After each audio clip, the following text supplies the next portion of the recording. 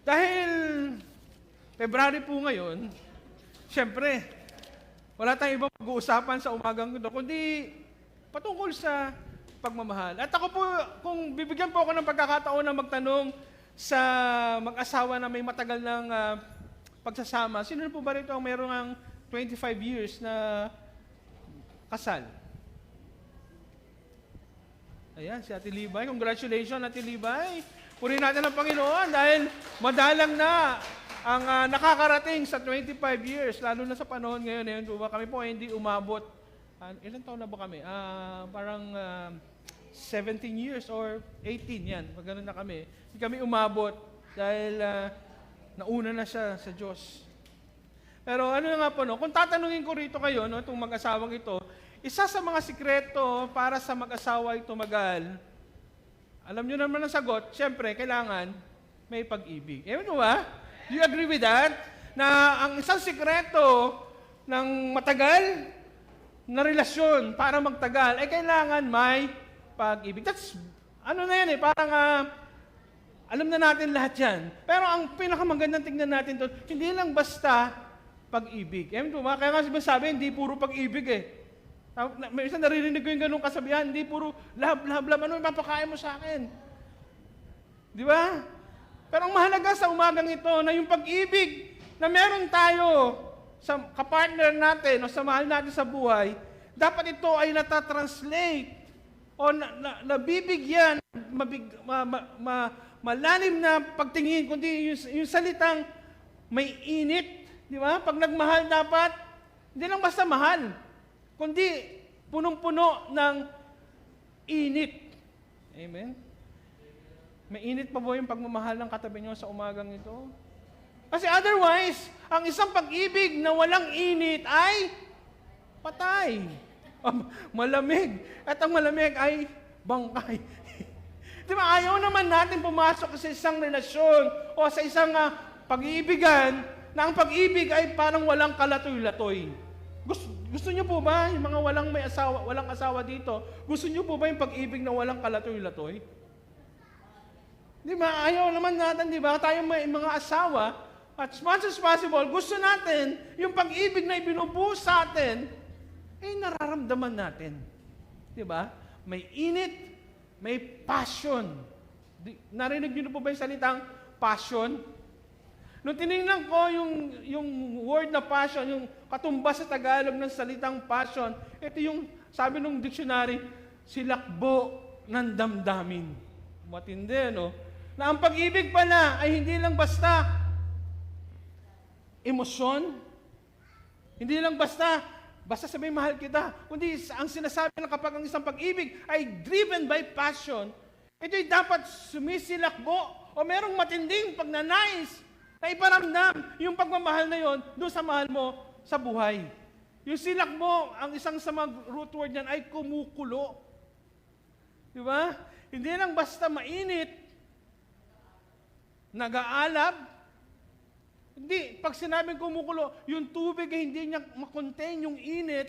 That's why siya ay kumukulo. At ang isang tao nagmamahal ay kumukulo dapat sa pagmamahal.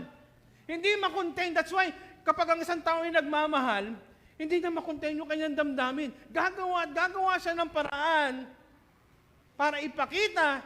Kasi, ako hindi naniniwala sa isang taong, mahal naman kita minsan ang tanong nung partner, ba't di ko nararamdaman? Kasi ang isang tao nagmamahal, kumukulo. Yung kanyang damdamin para ibuhos yung kanyang pagmamahal doon sa taong kanyang minamahal. That's why nagtatagal ang isang relasyon kapag ang isang relasyon ay sinamahan natin ng pag-ibig na driven ng passion o punong-puno ng pagnanais na pagpapakita ng kanyang pagmamahal sa kanyang mahal sa buhay. Sabi ko nga sa inyo kanina, ang pag-ibig na walang init ay isang uri ng pag-ibig na patay. Ayaw naman natin nun, di ba? Kasi kapag ang isang pag-ibig ay may passion, nagagawa na itong gawin yung isang bagay na kahit nahihirap siyang gawin. Di ba? Di ba po? Yung kapag mahal mo ang isang bagay, gagawin mo yung bagay na kahit mahirap para sa'yo. Kaya, imposible ang isang tao nagmamahal, hindi niya ibinubuhos yung kanyang pag-ibig. Maging sa pag-ibig natin sa Diyos, lalo na. Kung sa kapartner natin mahalaga na ibinubuhos natin yung ating pag-ibig na may init, lalo na sa pagdating, sa pagpapakita natin ng pag-ibig natin sa Diyos. Ang pagmamahal natin sa Diyos, ito po, makinig po kayo sa umagang ito po. Pag sinabi natin mahal natin ng Diyos, ito po ay nangangailangan ng masidhing init ng pag-ibig. Kung matatandaan nyo sa Revelation, sabi ng salita ng Panginoon, dahil ikaw ay malahininga o maligamgam, Revelation chapter 3, verse 16, hindi naman yun ating pag-aaralan, pero titingnan natin kung gano'ng kahalaga sa Diyos yung pag-ibig natin na may init. Sabi ng Revelation chapter 3, verse 16, kung ikaw ay maligamgam, hindi ka mainit, hindi ka malamig, ano sabi ng Revelation? Ano po? Isusuka. Sabi ng Revelation chapter 3, verse 16. That's why, napakahalaga sa Diyos yung salitang may init dapat ng pagmamahal mo sa Diyos. Kasi sabi ng Panginoon, dahil hindi ka mainit, hindi ka malamig, isusuka kita. Napakabigat na isang statement para sa Diyos, sasabihin sa atin. Kasi nga, ayaw ng Diyos ang isang uri ng pag-ibig sa Kanya na hindi ka maintindihan kung mahal mo ba siya o hindi. Mahal mo ang Diyos pag linggo, pero Monday to Saturday, hindi mo siya mahal. Pero kung ganun sa mag-asawa, mainit lang ang pagmamahal sa asawa mo pag February. Pag April na, mahal na araw na rin yung pagmamahal mo sa asawa mo. Hindi, di ba po? Ang pagmamahal sa asawa, hindi yan nababago kahit anong pagdaanan ng mag-asawa. Di kasi nga sabi sa wedding, di ba? Till death do us part. Sa kasakitan man o sa kalusugan man, di ba?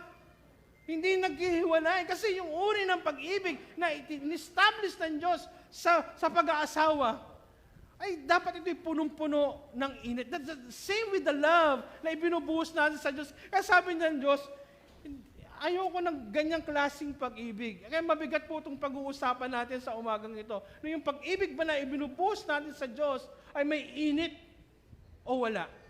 Dalawa lang po yon. Hindi pwedeng maligamgam tayo. Kaya nga sabi ng Revelation, sabihin mo na kung malamig ka. Sabihin mo na kung ano ka walang init. At least maintindihan ko yan. Pero yung maligamgam, sabi niya, hindi niya katanggap-tanggap. Ito, meron pang instance sa Bible, nung tinanong niya si Peter o si Pedro. Remember the yung three times niyang inulit yung question niya kay Pedro, Pedro, mahal mo ba ako? Ilang beses pong inulit po yun? 3 beses mong inulit ng Diyos kasi hindi naman sa pagiging anli ng Panginoon yung ganong statement kay Pedro, kundi ang gusto niyang makita at marinig sa puso ni Pedro ay isang uri ng pagmamahal niya sa Diyos na hindi kayang baguhin ng sirkumstansya. Na kahit mawala si Jesus, kahit ipako sa krus si Jesus, kasi alam ni Jesus na ano na siya aakyat na sa langit Na pag nawala ba yung Diyos tumakyat sa langit, yung pag-ibig ba ni Pedro ay mananatiling matatag at may init? Kasi alam ng Diyos na hindi madali yung lalakaran nila Pedro. Kasi tinanong niya si Pedro, mahal mo ba ka talaga ako? Ang sabi ni Pedro, opo. Inulit-ulit ng Panginoon, mahal mo ba ako, Peter? Sabi ni Peter, opo. Sa pangatlong pagkakataon, doon narinig ng Diyos yung isang uri ng pag-ibig na gusto niyang marinig. Isang uri ng pag-ibig na may init, driven by passion, na kahit ano yung pagdaanan nila Pedro. Kahit mawala siya sa pisikal na kaanyuan, hindi nawawala yung pag-ibig niya para sa Diyos. Now, kamusta yung pag-ibig natin sa Diyos sa umagang ito? Wala tayong pakialam sa pag-ibig ng katabi mo. Ang pag-uusapan natin ay yung pag-ibig natin sa Diyos. Ito ba ay may init o maligamgam o isang uri ng pag-ibig na patay? Mabigat na statement, isusuka tayo ng Panginoon. Hindi po ako nagsabi. At kahit po ako, nung pinag-aaralan ko ito, ini-evaluate ko yung sarili ko, mainit pa ba ako? Minsan kasi sa sobrang tagal natin pagiging Kristiyano, yung pag-ibig natin sa Diyos, aminin man natin sa hindi, minsan talaga, lumalamig. Ewan mo ba? Kahit naman sa mag-asawa, not all the time na okay yung relationship ng mag-asawa. Yung love na ipinapakita. Darating talaga yung time na minsan, sasayad at manlalamig yung ating pananampalataya. Pero ang gusto nating makita sa umagang ito, paano tayo babalik sa isang uri ng pag-ibig na punong-puno ng masidhing pagnanasa, merong desire, merong passion para sa Panginoon sa umagang ito. Si Pablo po, Romans chapter 12, ito po yung ating titingnan, Romans chapter 12, verse 11. Sabi po ng Romans chapter 12, verse 11, meron po ba tayo dyan sa... Sabi po rito, magpakasipag kayo at buong pusong maglingkod sa Panginoon. Never be lacking in zeal. Take note the word zeal. But keep your spiritual fervor serving the Lord. Ang sinasabi ng ating Panginoon dito, na pagdating sa paglilingkod natin sa Diyos, pagdating sa pakikipagrelasyon natin sa Diyos, kailangan ay buong puso natin itong inibigay sa ating Panginoon. Yung salitang fervor, kung titingnan natin yung translation nito sa Greek word, ito nga yung nag-uusapan natin, uri ng init na tulad ng isang kumukulong tubig. Yung isang uri ng pagsisilbi sa Panginoon na kumukulo. Ewan mo ba? Pag kumukulo tayo sa galit, anong ginagawa natin? Kung ano yung madampot. Mainit eh. Pero ayaw naman natin yung ganung klaseng init, kundi ang sinasabi ng Lord na fervor, o yung init na paglilingkod na ginagawa natin sa Kanya, ay dapat sapat para makaluto ng isang nilagang itlog. Kumukulong tubig. Ayaw niya yung isang uri. Kaya minsan, na-review ako ng Panginoon. No? Minsan kasi, yun nga, yung uri na pagsisilbi ko sa parang, okay lang. Pero sapat ba yan para makapagbigay ng init? Now, eto yung gustong klaseng pag-ibig ng Diyos sa atin sa umagang ito. May init, may passion. Yung ibang translation, sinasabing enthusiastically, o yun yung merong parang kumukulong tubig, umiibabaw yung tubig, yung boiling water sa ibabaw, ganong klaseng pag-ibig. Why? During that time sa Romans, para sa tingnan natin, bakit nasabi ito ni Pablo sa kanila? Itong Jewish and Gentiles Christian during that time, nagkakaroon ng conflict.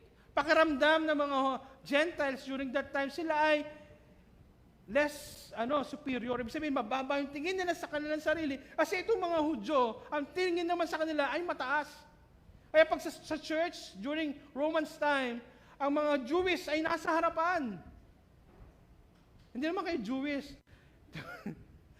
Pero yung church setting during that time, alam niyo yung mga alta, yung matataas yung tingin sa sarili, na pagpasok sa loob ng simbahan, itong mga Jewish, pakiramdam nila, sila ay untouchable. Dahil sila ay Jewish, chosen nation by God. At itong mga Gentiles, kasi mga pagano po, na naging Kristiyano, nakakaramdam sila ng parang, parang may insecurity. Kaya hindi sila dumidikit sa mga Jewish. Kaya itong mga Gentiles, gusto na rin magpa-circumcise.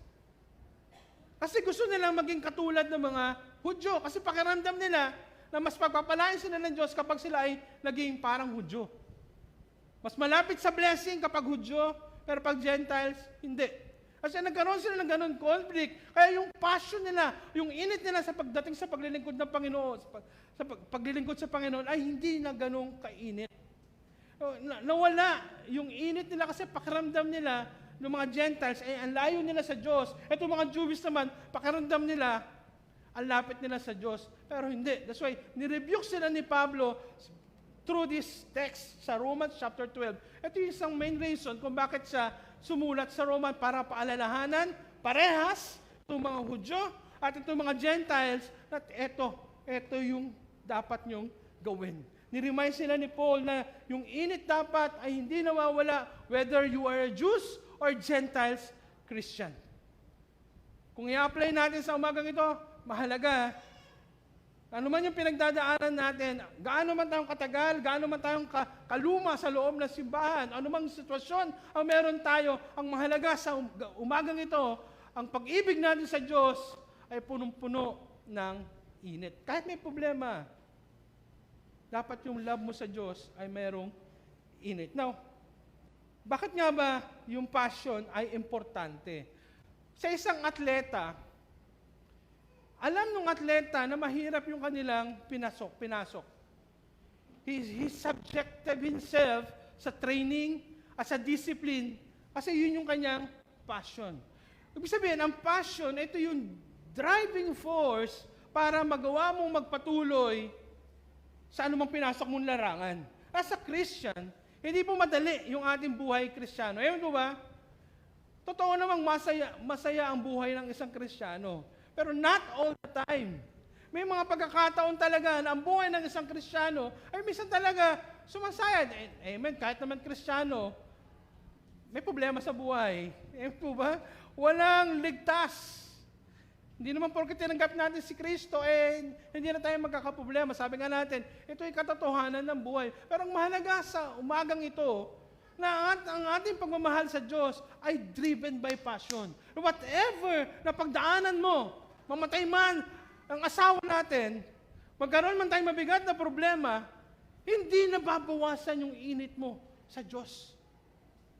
Nagagawa mong magpatuloy. Yung atleta kahit mahirap, pero alam niya, kailangan niyang pumasok sa isang disiplina at sa isang training. Kasi yun yung kanyang passion. Na as a Christian, mahalaga din yun sa atin. May problema? Yes, pero hindi. Magagawa nating sumamba at magpuri sa Panginoon. Si Paul, kahit nakakulong siya during sa Acts time. Pero sabi niya, rejoice in the Lord, always rejoice. Imagine that, nakakulong siya. Ang kulungan that time, hindi tulad sa atin na may rehas. Ang kulungan during that time, ay bukod sa nakakulong ka, yung leg mo ay nakapadlock at yung kamay mo ay nakalabas sa isang kahoy. Pero in order for you to say, magalak ka kapag may problema ka, siraulo ka. Pero naggagawa ni Paul na sabihin na rejoice in the Lord kasi alam niya, kahit siya'y nakakulong, alam niya, meron siyang buong-buo, yung kanyang pagnanais sa sumamba sa Panginoon. That's why, sabi niya, rejoice in the Lord. At dito, in order for us to have a driven passion na attitude pagdating sa pagsamba sa Panginoon, inumpisahan niya yung kanyang statement sa pamagitan ng, mga kapatid, alang-alang sa masaganang habag ng ating Panginoon. Inumpisahan niya yung kanyang statement na para magkaroon tayo ng passion sa God's mercy. Doon natin huhugutin yung ating passion. Yes, mahirap. Mahirap magkaroon ng pagnanasa kapag dumadaan sa mabibigat na sitwasyon. Pero kay Pablo, para magkaroon ka ng driven passion para sa Panginoon, mahalaga, our passion must be rooted in God's mercy. In view of God's mercy.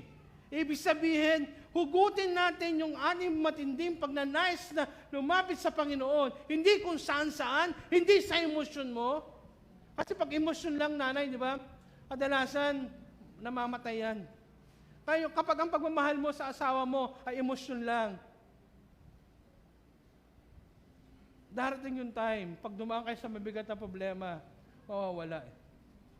Pero kapag ang isang uri ng pagmamahal ay hinugot natin, nakatanim sa biyaya at habag ng ating Panginoon, makikita natin mananatili tayong nakatayo. Kaya that's why si Pablo, dinala tayo ni Pablo sa walang kupas na pagmamahal at habag ng ating Panginoon. Imagine this. Tingnan niyo po ito. Ang Diyos na makapangyarihan, ang Diyos na lumikha ng mundong ito, ang Diyos na nagmahal sa atin sa kabila na tayo hindi kamahal-mahal, ang Diyos na humati ng dagat, ang Diyos na lumikha ng mundong ito, nagpagaling ng mga sakit, bumuhay ng patay, pinili niya na pagbuhusan ka ng pagmamahal. Pinili niya na pagbuhusan ng kanyang abag. Now ang tanong, paano natin ito tinutugunan? Di ba? How we're going to respond dun sa ganong klaseng pagmamahal ng Diyos. Imagine this, hindi tayo kaibig-ibig. Pero inibig tayo ng Diyos. That kind of passion. Na kahit hindi tayo kamahal-mahal, kinikilabutan ako, hindi ako kamahal-mahal, hindi ako karapat-dapat sa dami na nagawa kong kasalanan, pero ito ang Diyos na makapangyarihan, lumikha ng mundo. Pwede naman hindi niya ako mahalin dahil Diyos na siya. Tama po ba ako? Pwede niya ako hindi pansinin.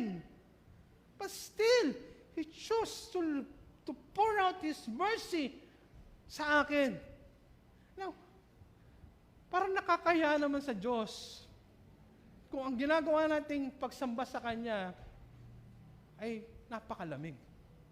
Tama po ba? Tama po ba ako sa pinag-uusapan natin? Parang sa asawa natin, nakakahiya namang hindi ipakita rin yung init ng pagmamahal mo kung binuhusan ka naman ng kanyang pagmamahal.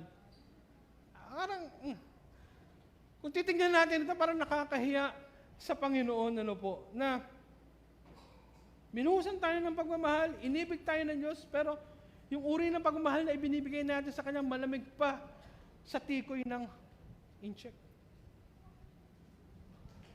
Tama po ba? And the Lord is talking to us right now.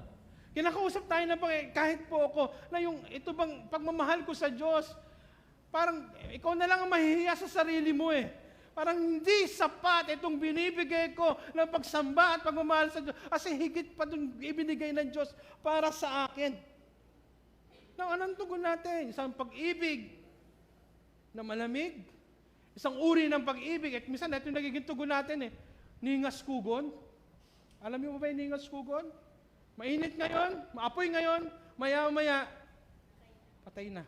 Ningas kugon, sometimes, or most of the time, ganong klase yung pag-ibig na ibinibigay natin sa Diyos.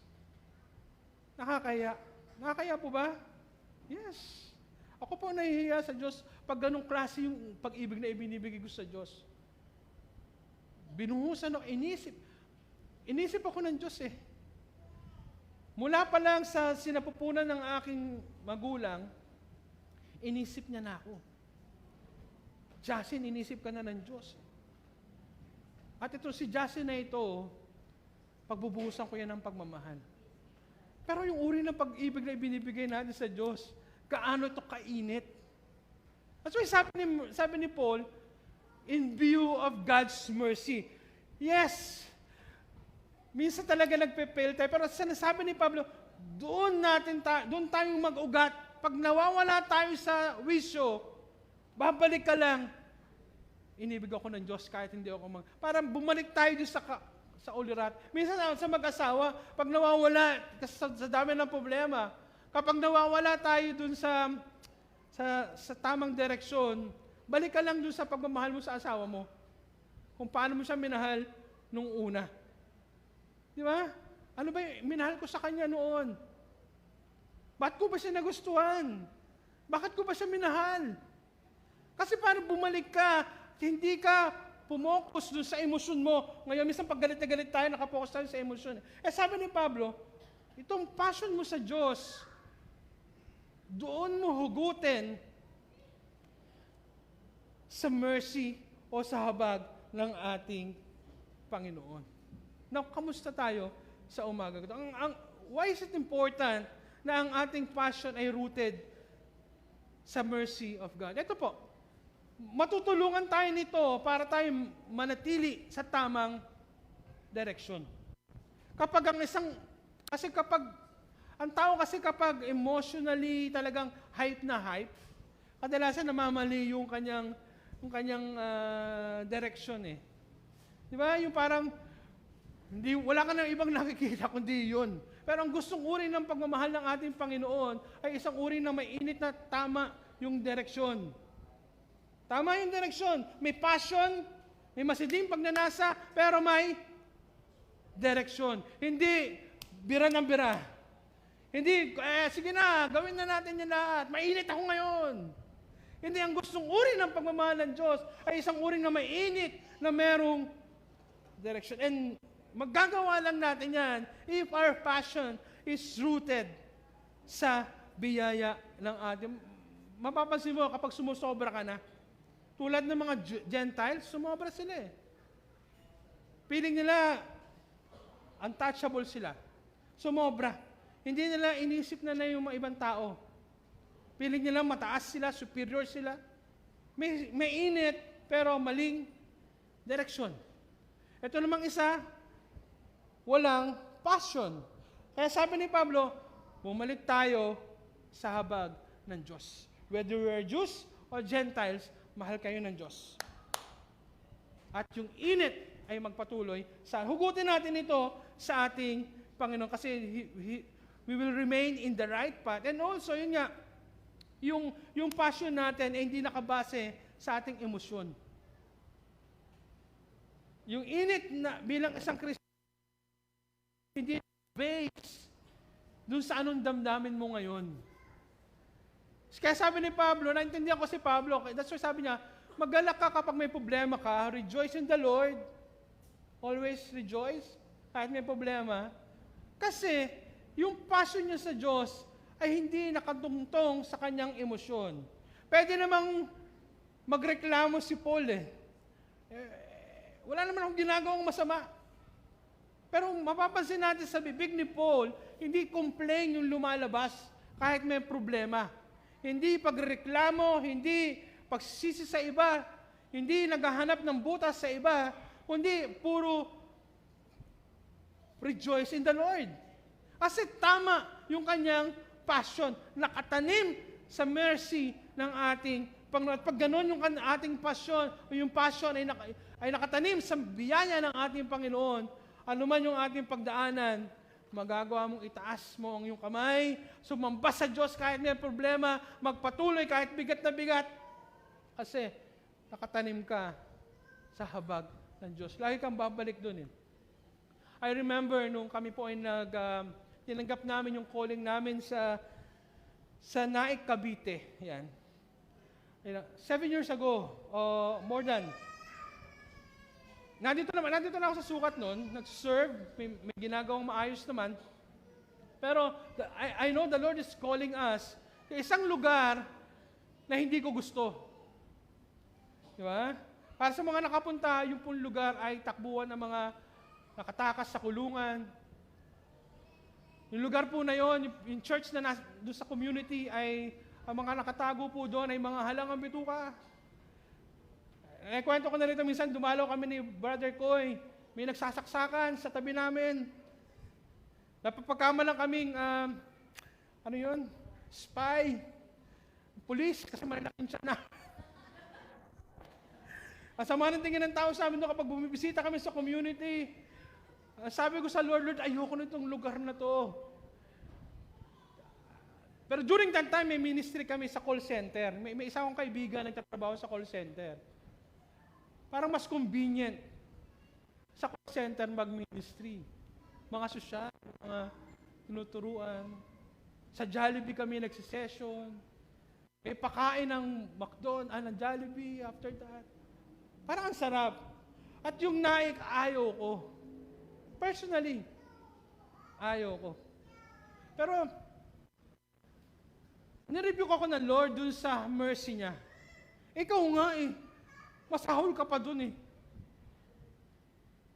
Ikaw nga, hindi ka ibig-ibig, minahal ko, nilagay kita dyan. Nang tatanggihan mo itong mga taong ito. Yung ganong klaseng conviction ay inilagay sa akin. Kaya kahit ayoko, minsan kahit ayoko talaga, to be honest, pero bumabalik lagi ako dun sa mercy ng Diyos. Kasi kung emotion lang ang pag-uusapan, aayaw talaga tayo mga kapatid. Aayaw tayo.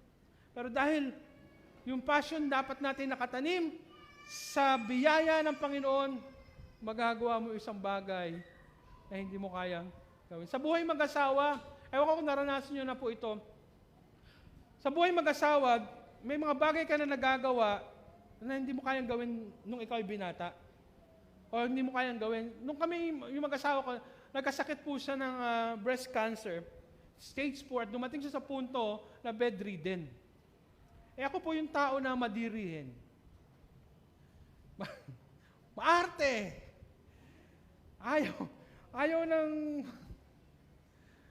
Pero dahil yung pag-ibig mo sa asawa mo ay galing sa himala ng Diyos, nagagawa nating gawin yung isang bagay na kahit ayaw mo. Nagawa kong hugasan ng poop yung asawa ko. Nagawa kong linisin yung malaking bedsore, Justin. Mabahong sugat. Hindi yun madali. Hindi yun simpleng bagay para sa akin. Pero dahil, yun ang miracle ng Lord sa mag-asawa eh.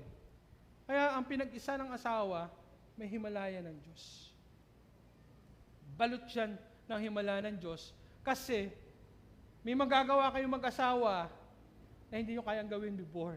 At nagagawa nyo ngayon dahil mahal na mahal nyo ang inyong asawa. Now, same with our relationship with our God. If our passion is rooted sa biyaya ng ating Panginoon, kahit anong pagdaanan natin, babalik ka sa Diyos. Yung init ay hindi kayang patayin ng sirkumstansya mo sa buhay. Tumagal kami ng 8 years sa Naik. Kahit binabaha, sumasamba kami sa Panginoon. Papalad tayo rito, mataas. Sumasamba kami sa Panginoon. Kalahating 1 inch na lang, aabutin na yung stage ng tubig. At yung mga member ko, botas, pag sinabi kong Botas Sunday, lahat sila ay nakabota. Dahil wala kang choice kasi parang water city yung area namin doon. At kapag nag-high tide pa, yung kalahati ng sasakyan ko, lubog. Pero sumasamba yung mga tao. Kaya yung puso ko, kahit mahirap, kahit ayaw, ang offering doon ay tuyo, patis, kamote, daeng at tininita, Indian mango. Naranasan ito ng ilang mga naninat. Ang sarap ng pakiramdam. Na kahit pagdating mo ng bahay ay bulagta ka dahil sa pagod, dahil 2 hours yung biyahe mo from here to Naik every day. Yung anak ko maliit pa. Baby pa yun, sa McDonald's naliligo. Kasi bibitbitin ko na lang yun ng carrier eh. Pero ang sarap ng pakiramdam, hindi kayang palitan ng pagsaserve sa call center. Kaya sabi ko sa kaibigan ko, bahala ka na dyan sa call center. Dito ako sa Naik. Okay sana sa call center. Mapepera yung mga yung mga agent dun eh. May blowout may pakape pa after that. Kumbinyente. Pero hindi naman tayo dun tinawag ng Diyos. Whether masarap o mahirap, ang mahalaga, yung init natin ay hindi nagbabago para sa ating Panginoon. Pangalawang punto na gusto nating makita, paano nga ba tayo magkaroon ng passion, driven by passion? Our passion must be start with transformed mind. Yung passion na sinasabi natin sa umagang ito, hindi natin ma-achieve ito hanggat hindi nagbabago yung ating kaisipan. Eh sabi ni Pablo, transform your mind. Baguhin mo ang takbo ng iyong isip at huwag kang umayon sa pattern. Pag sinabing pattern, standard ng mundong ito, huwag mo dun i-pattern yung isip mo kasi ang isip mo ay hindi para sa mundong ito. Ang isip mo ay para sa Diyos. Ang pag-ibig mo ay nasa Diyos, wala sa mundo. Kaya sabi ni Pablo, renew your mind and transform mo. Ibaguhin na magkaroon ka ng matinding pagnanais na baguhin ng iyong kaisipan. Kaya pag ikaw'y nag-asawa, sa mga binata at dalaga pa dyan, hindi na yung barkada ang priority mo. May sarili ka ng buhay na tatahakin. Yung isip mo ay hindi na isip binata. Mo ba sa mga binata pa dyan na mag-asawa na? Meron ba dito? Wala pa. Mga bata pa. Pero kapag ikaw'y nag-asawa, isa sa dapat itatanim mo sa isip mo, babaguhin mo sa isip mo, hindi ka na binata at dalaga. Diba? Transform. Nagkakaroon ng yung pattern mo, hindi puro sa barkada na. Nababago na yan kasi meron ka ng mahal sa buhay. Ang priority mo na ay yung mister mo o yung asawa mo, babae. Kaya pag sinabi nung barkada mo, hindi, unahin ko muna yung aking asawa. Ayun po ba mga misis na nandyan? Kinikilig sa atin ni Nita. Parang dalaga lang. Ang ibig ko sabihin, ganun to rin sa ating Panginoon. If we want to have a passion-driven relationship sa ating Panginoon, dapat yung pattern of our thoughts, hindi na tulad nung nasa mundo tayo. Talagang may isasakripisyo ka. Talagang may aalisin ka sa isip mo. Talagang may isusuko ka. Hindi mo pwede sabihin na mahal mo ang Diyos, pero walang pagbabago sa'yo. Di ba? Hindi mo pwedeng mahal ko ang Diyos, pero yung lifestyle mo ay hindi bumabagay doon sa sinasabi mo sa Diyos. Di ba? Kaya sa mga may asawa, pag sinabi mong mahal mo ang Diyos, dapat bumabagay yung buo mong pagkatao sa sinasabi mo sa iyong asawa. That's sincerity. Di ba? Sincere ka. Pag sinabi mong mahal mo ang asawa mo, mararamdaman yun ng asawa mo. At nararamdaman ng Diyos sa umagang ito, yung uri ng pagmamahal natin sa Kanya, kung ito ba ay isang uri ng isip na binago o hindi. That's why sabi ni Paul, transform your mind. Inuna niya to kasi napakahalaga na dapat doon nag-uumpisa yung passion. Na bago yung isip mo, na bago yung takbo ng isip mo, na bago yung pattern ng isip mo. Ay sabi ni Pablo, sige, dahil binago na yan ng Panginoon, kaya binanggit din doon yung 5-fold sa ministry. Kung ikaw ay maglingkod ka ng buong puso. Kasi handa na yung isip mo. Sige, kung ikaw ay tigapagturo, magturo ka. Kung ikaw ay nagpapalakas ng ibang tao, buong puso mo yung gawin. Kasi lagi doon nag-uumpisa sa ating kaisipan sa umagang ito. Dito ang battle lagi sa ating kaisipan. Kailangan bago yung ating takbo ng ating kaisipan.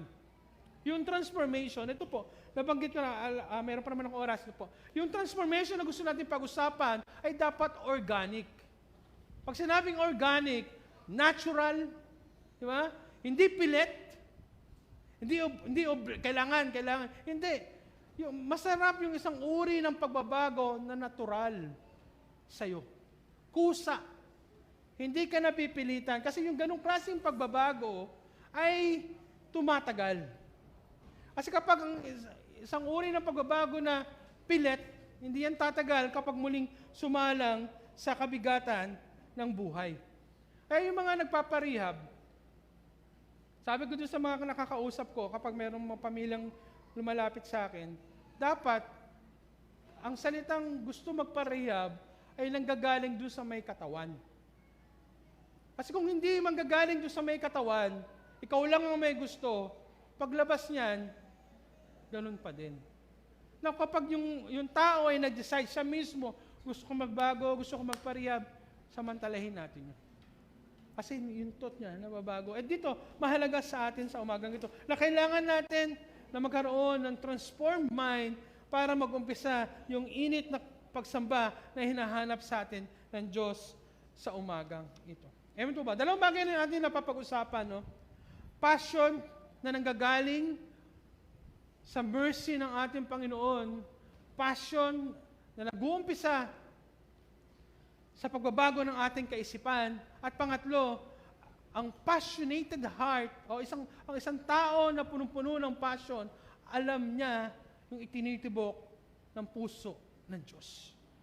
Ito po, kung mahal niyo po ang Diyos sa umagang ito, dapat alam niyo rin ang tibok ng puso ng ating Panginoon. Sa buhay mag-asawa, sabi nga nila, nagiging kamukha mo ang iyong asawa pagdating ng panahon.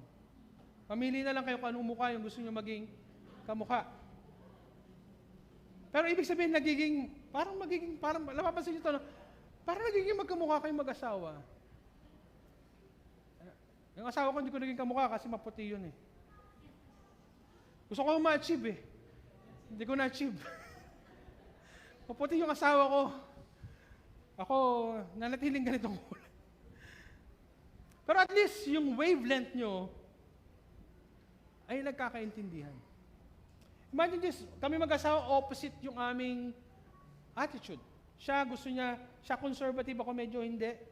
Pero yung wavelength habang tumatagal yung buhay namin mag-asawa, nagkakaparehas. Yung dating pinagtatalunan, ngayon, iisa na yung takbo ng aming kaisipan. Now, si Pablo diniscuss yung isang buhay na kasiyasiya sa Diyos, buhay na nagmamahal sa iba, buhay na rumirespeto sa ibang tao, buhay na umaabot ng ibang tao. Diniscuss niya po yan sa kabuuan ng chapter 12. Bakit? Kasi ito yung tibok ng puso ng ating Panginoon. Na kapag alam natin ito yung tibok ng puso ng ating Panginoon, ang tendency sa atin, mas nagiging maiibigin tayong tao. Mas inuuna natin ang kapakanan ng iba kaysa sa kapakanan natin. Kasi ramdam mo, ito yung passion, ito yung tibok ng puso ng ating Panginoon. Ito yung gusto ng Panginoon na unahin ko yung iba kaysa sa sarili ko. Binanggit po yan ni Paul sa buong chapter ng 12. Na mas titingnan natin yung concern ng ibang tao kaysa sa atin, na tayo umaabot ng ibang tao para sa Kanya. Kasi yun ang tibok ng puso ng ating Panginoon. Nag-uumpisa tayong ibigin yung mga taong hindi kaibig-ibig. Nag-uumpisa tayong magpatawad. Nag-uumpisa tayong humingi ng tawad. Nag-uumpisa tayong ibigin yung mga tao na umaaway sa atin. Kasi alam natin na yun yung tibok ng puso ng Panginoon. Kahit mahirap sa atin, kahit ayaw natin, again, babalik tayo sa mercy ng Diyos. Kaya nga, magagawa nating ibigin yung mga hindi kaibig-ibig, magagawa nating i-atras yung ating mga sarili. Bigyan daan yung iba. Hindi unahin yung ating sarili. Kasi ang pattern ng mundong ito, ako muna. Di ba? Self-satisfaction muna. Pagkatapos ito, kayo na. Pero ang pattern ng Diyos, unahin yung iba. Kung dati hindi mo yan nagagawa, magagawa mo yan dahil sa biyaya at habag ng ating Panginoon. Now, kamusta po yung pag-ibig natin sa Diyos? Hindi ko kayang makita yung laman ng puso nyo. And I know, marami tayong mga rason kung bakit yung pagmamahal natin sa Diyos, sometimes, hindi natin na ibubuhos natin sa Kanya. Minsan talaga nanlalamig. Pero mga kapatid, sina-challenge tayo ng Diyos sa umagang ito. Pag ganun yung ating pakiramdam, ganun yung ating damdamin, ganun yung ating nakikita, balik tayo sa masaganang habag ng Diyos. Balik tayo doon. So that yung pag-ibig na ibinubuhos natin sa Diyos ay merong init. Naintindihan tayo ng Diyos sa gabing ito. Ang maganda sa Panginoon, yung uri ng pag-ibig niya ibinuhos na sa atin is unconditional. Kahit may pagkukulang tayo, kahit umaayaw tayo, pero hindi niya tayo sinusukuan sa mga oras na to. Para isa siyang makulit na manliligaw, isang makulit na asawa na hindi tumitigil para ikaw ay muling bumalik sa Kanya.